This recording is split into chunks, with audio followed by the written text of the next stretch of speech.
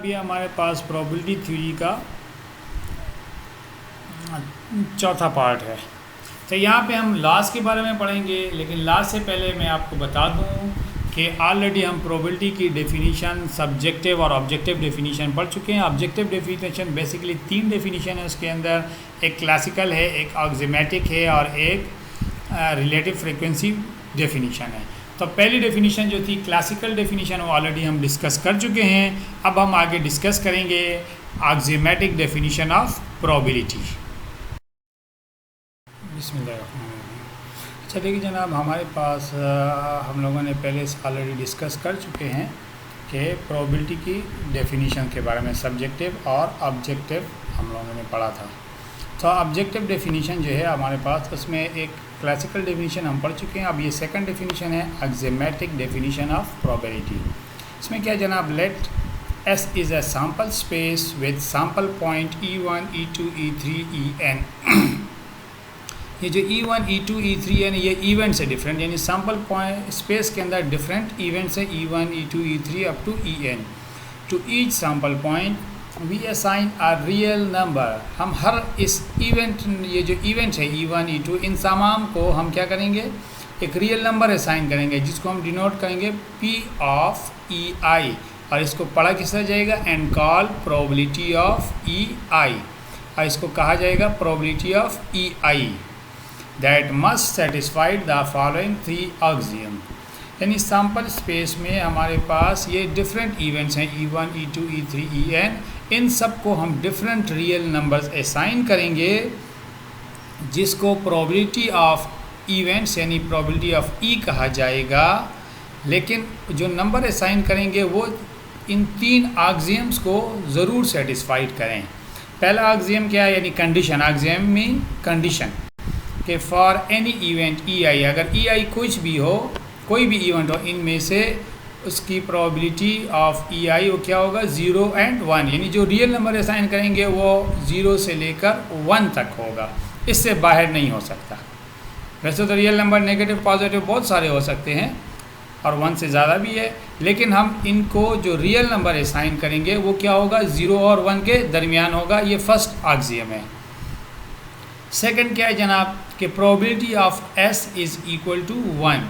S का मतलब है श्योर इवेंट, यानी जैसा इवेंट जिस पे आप श्योर हो कि ये यकीनन, जिस तरह के आपके पास, मैं देखता हूँ जनाब ऊपर आसमान है, बाहर देखते हैं कि जनाब धूप निकली है तो हाँ जी धूप निकली है, जिस तरह के आप मेल हो तो जी हाँ जी मेल हो, तो ये श्योर इवेंट्स हैं, तो इसकी प्रोबेबिलिटी हमेशा क्या होगी, 1।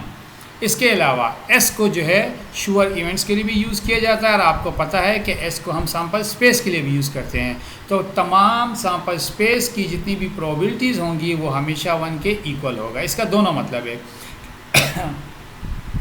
कि श्योर इवेंट जो होगा उसकी प्रोबेबिलिटी भी 1 होगी, और होल सैम्पल स्पेस जो होगा उस तमाम उसमें जितने इवेंट्स हैं उन सब की प्रोबेबिलिटी को प्लस करके भी 1 होगा। तो 2 ऑक्सियम्स हो गए हमारे पास। अच्छा, ऑक्सियम मीन 2 कंडीशन, और तीसरी कंडीशन यानी थर्ड ऑक्सियम क्या है कि A और B 2 इवेंट्स हैं जो कि म्यूचुअली एक्सक्लूसिव है, मतलब एक साथ नहीं आ सकते। तो probability of A union B will be equal to probability of A and probability of B। इसको इस तरह रीड किया जाएगा, प्रोबेबिलिटी ऑफ A और यूनियन का मतलब होता है और probability of A union B will be equal to, यानी प्रोबेबिलिटी ऑफ A और B will be equal to probability of A plus probability of B। तो आपके पास ये जो ऑक्सिमेटिक डेफिनीशन है, इसमें दोबारा आपको मैं रिपीट कर लेता हूँ कि डिफरेंट इवेंट्स है सैम्पल स्पेस में, इन तमाम इवेंट्स को हम एक नंबर असाइन करेंगे रियल, वो इस तरह का नंबर होगा जो इन 3 ऑक्सियम्स को सेटिस्फाइड करेगा। पहला क्या होगा कि जो नंबर असाइन करेंगे वो 0 से लेकर 1 तक होगा, और जो नंबर असाइन करेंगे वो तमाम इवेंट्स की प्रोबेबिलिटी को, नंबरों को जमा करेंगे तो वो 1 के बराबर आ जाएगा। और A और B अगर म्यूचुअली एक्सक्लूसिव इवेंट्स यानी एक साथ नहीं आ सकते तो probability of A union B will be equal to probability of A plus probability of B। ये जो थर्ड ऑक्सियम है ये आगे आप नेक्स्ट लेक्चर में आप डिटेल में इसको डिस्कस करेंगे, हम इस पर क्वेश्चंस भी हम सॉल्व करेंगे।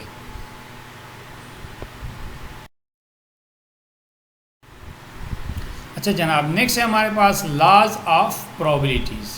तो हमारे पास तो लॉज हैं, डिफरेंट लॉज हैं। तो पहला लॉ है complement law, if A bar यानी कंप्लीमेंट की जगह बार लिखा है, तो ए कंप्लीमेंट या A bar is the complement of an event A, कि अगर ए कोई इवेंट है और उसका कंप्लीमेंट को हम ए बार से डिनोट करते हैं और रिलेटिव टू सैम्पल स्पेस यानी सैम्पल स्पेस के अंदर ही है, then probability of A is equal to probability of A complement will be equal to 1 minus probability of A, यानी जो कंप्लीमेंट की प्रोबेबिलिटी होगी वो क्या होगा, आपके पास 1 माइनस प्रोबेबिलिटी ऑफ ए के इक्वल है।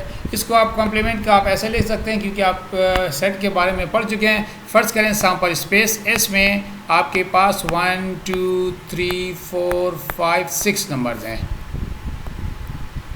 और ए एक ऐसा इवेंट है जिसमें 2 4 6 आ जाते हैं।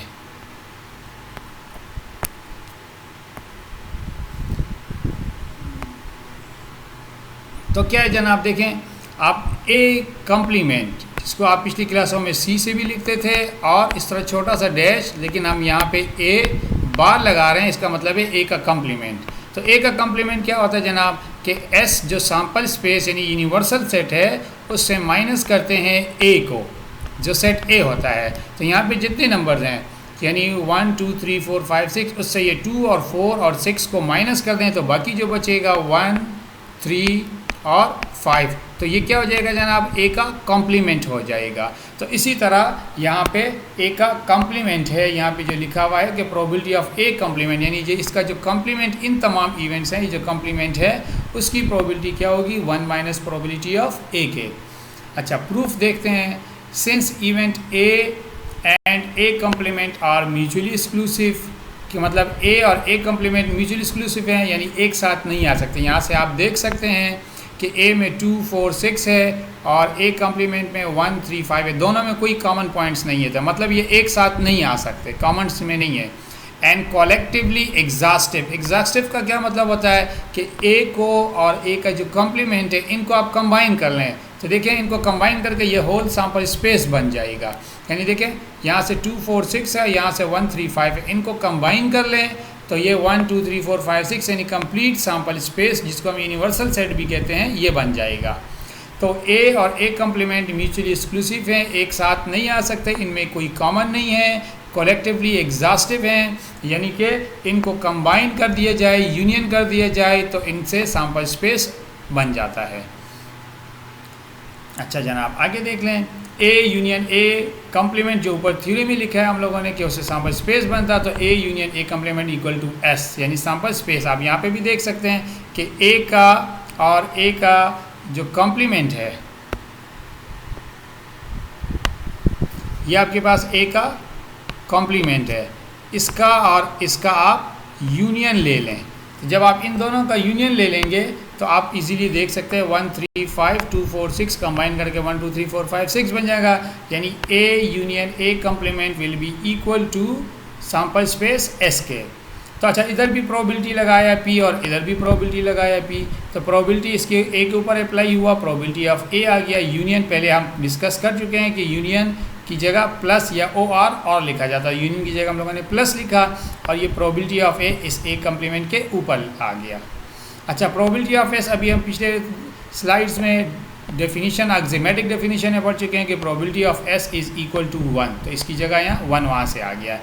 अच्छा, ये जो प्रोबेबिलिटी ऑफ ए का है इसको उठा के दूसरे साइड ले जाएं, यहाँ प्लस हो रहा है, दूसरे साइड जाकर माइनस हो जाएगा, तो लेफ़्ट साइड पे प्रोबेबिलिटी ऑफ ए बार रह जाएगा। तो ये आपका प्रूफ हो गया है जनाब, देख सकते हैं कि probability of A bar is equal to 1 minus probability of ए।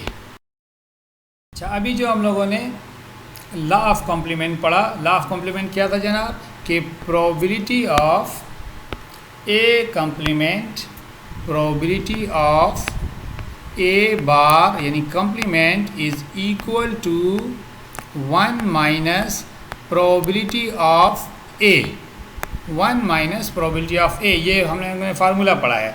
तो इसी पे क्वेश्चन है, आप देख लें इधर इसको कि अ coin is toss 4 times, find the probability of at least 1 head. Coin को जब 4 दफ़ा टॉस करेंगे तो एटलीस्ट 1 हेड की प्रोबेबिलिटी फाइंड करें। सिंस कॉइन के लिए total number of possible outcomes हमारे पास फार्मूला है 2 की पावर n, यानी n होता है नंबर ऑफ कॉइन्स कितनी दफ़ा टॉस कर रहे हैं। तो यहाँ पे आप 4 टाइम टॉस कर रहे हैं तो 2 की पावर 4 हो जाएगा, जो कि इक्वल टू 16 हो गया। Let a represent the event that at least one head occurs, यानी a किसको रिप्रेजेंट कर रहा है कि at least one head occur कर रहा है। तो then we will find probability of a, यानी probability of at least one head, क्योंकि यहाँ देखिए हमने फाइंड करना है probability of at least one head. So probability of at least one head find करने के लिए ये हमारे पास फार्मूला, ये हमने फाइंड करना है। यहाँ पे टोटल आउटकम्स हमारे पास 16 हो गए हैं। तो देखिए आप यहाँ पे सिंस कॉइन और टॉस 4 टाइम्स हो, आप इसको दूसरे अंदाज में देख लें। सो नंबर ऑफ हेड्स आपके पास 0 भी हो सकता है, 1 भी हो सकता है, 2 भी हो सकता है, 3 भी हो सकता है, 4 भी हो सकता है। अगर a जो है एटलीस्ट, जिस तरह यहाँ पे डिनोट किया गया है एट लीस्ट वन हेड, तो ये एट लीस्ट वन हेड है। तो इसका मतलब है एट लीस्ट के लिए हम यूज़ करते हैं greater than or equal to. So a is greater than or equal to 1 होगा। a इज़ ग्रेटर देन और इक्वल टू 1, एट लीस्ट के लिए हम ग्रेटर देन और इक्वल टू ये यूज़ करते हैं। मतलब क्या हो गया जी कि a इज़ इक्वल टू 1 और 2 और 3 और 4, क्योंकि 4 तक है। तो a में तो ये सारे नंबर आ गए 1 2 3 4, तो बाकी क्या बच गया 0। तो 0 a के कम्प्लीमेंट में आ जाएगा। अब दोनों को फर्ज करें, यानी ये जो आपके पास 0 1 2 3 4 है, ये सैम्पल स्पेस बन जाता है आपके लिए। ये जो 0 1 2 3 4 है, ये सारा क्या है, ये सैम्पल स्पेस आपके पास अगर बन जाता है और आपके पास ये सेट A बन गया, तो इनसे बाहर जो बाकी बच गया 0, तो वो A का कम्प्लीमेंट में आ जाएगा। और ऑलरेडी हम प्रूफ कर चुके हैं कि probability of A complement is equal to 1 minus probability of A। यहाँ पे ये है और प्रोबेबिलिटी ऑफ A कम्प्लीमेंट ये है। ठीक है जनाब, इसको हम ऐसे भी लिख सकते हैं कि probability of A is equal to 1 minus probability of A का कॉम्प्लीमेंट, इस तरह भी लिखा जा सकता है। तो देखिए हमने A तो फाइंड करना है, तो 1 तो अपनी जगह पे। अब A कॉम्प्लीमेंट है। कॉम्प्लीमेंट यानी देखिए आप कॉइन को अगर 4 दफ़ा टॉस कर रहे हैं तो एक ही दफ़ा ऐसा पॉसिबल होगा, यानी 0 एक दफ़ा आएगा। आप अगर सैम्पल स्पेस बनाकर भी देख सकते हैं। सिंपल एक दफ़ा टॉस करते हैं, अगर एक दफ़ा अगर आप टॉस करते हैं तो 50-50 होता है। तो 1/2 आपके पास एक दफ़ा कॉइन टॉस करने के लिए हो गया। अब कॉइन को कितनी दफ़ा टॉस किया जा रहा है 4 टाइम, तो आप इसको ऐसे भी लिख सकते हैं पावर 4, यानी ये इस तरह से आ जाएगा 1 माइनस 1/16। इसको सॉल्व कर लें तो ये आंसर आ जाएगा आपके पास 15/16, यानी एटलीस्ट वन हेड का जो आंसर आ जाएगा आपके पास 15/16 आ जाएगा। ये सवाल हम लोगों ने पहले भी एक दफ़ा किया है, आप वहाँ से इस आंसर को वेरीफाई कर सकते हैं कि ये कम्प्लीमेंट रूल में शॉर्टकट में हो गया। वहाँ पे बहुत डिटेल में किया गया था, वहाँ बहुत बड़ा सवाल था, यहाँ पे वही चीज़ शॉर्टकट में हो गया आपके पास। तो दोबारा एक दफ़ा रिपीट कर लेता हूँ जनाब, देख लें कि probability of A complement is equal to 1 minus probability of A। इसको उधर ले जाएं, इसको इधर ले जाएं, शिफ्ट कर दें। Probability of A will be equal to 1 minus probability of A complement. तो 1 अपनी जगह पे, A कम्प्लीमेंट का मतलब है 0 हेड। तो आपको पता है कॉइन अगर 2 दफ़ा टॉस करें तो भी 0 हेड एक दफ़ा आता है, 4 दफ़ा टॉस करें तो भी 0 हेड एक दफ़ा आता है। अगर आप उस पर फर्क करते हैं तो देखिए एक उसके फेवर में हो गया, टोटल पॉसिबल आउटकम 16 है, तो ये 16 आ जाएगा। इसको माइनस कर लें 15/16। दूसरा मेथड क्या है कि एक दफ़ा कॉइन टॉस करते हैं, हेड और टेल की प्रोबेबिलिटी 50-50 होती है, तो 1/2 लगा दिया आपके पास, और 4 दफ़ा टॉस किया गया तो पावर 4 कर लें, तो इसको सॉल्व करके भी रिज़ल्ट सेम आ जाता है आपके पास।